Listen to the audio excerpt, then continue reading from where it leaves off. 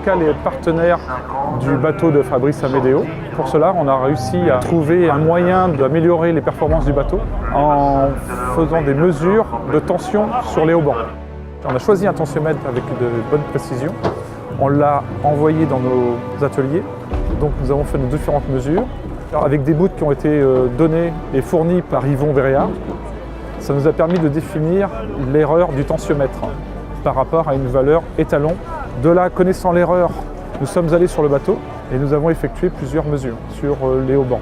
Et nous avons déterminé donc, en faisant ces mesures sur le bâbord et tribord, qu'il y avait un léger déséquilibre entre les deux haubans. Donc une erreur qu'ils ont corrigée par la suite en faisant quelques essais en mer. Donc le partenariat avec Fabrice est quand même assez intéressant.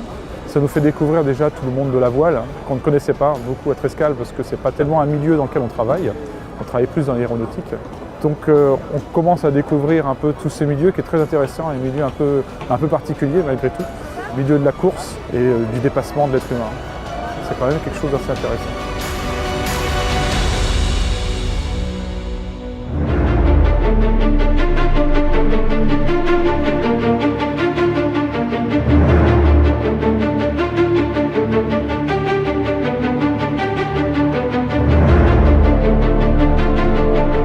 Donc là on est à bord de l'IMOCA Nurest à Ré-Fenêtre. On est dimanche matin et on va tranquillement sous grand voile seul sur la zone de départ. Et il commence à y avoir pas mal de monde sur l'eau, donc l'excitation monte et l'envie de partir aussi. C'est ma troisième route du Rhum, mais celle-ci elle a une saveur particulière parce que je suis sur un gros bateau cette fois. Mes deux premières j'étais en classe 40 et là j'arrive en IMOCA, donc sur cette troisième route du Rhum, avec l'expérience d'un tour du monde et donc pas mal d'expérience en IMOCA, mais c'est ma première grosse course sur ce bateau, donc il y a un petit peu d'inconnu quand même.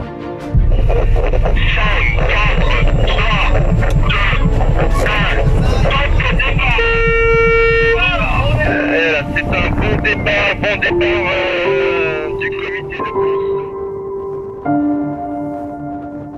On a maintenant tous les bateaux sont au plein de leur puissance avec l'ensemble de leur voile d'avant.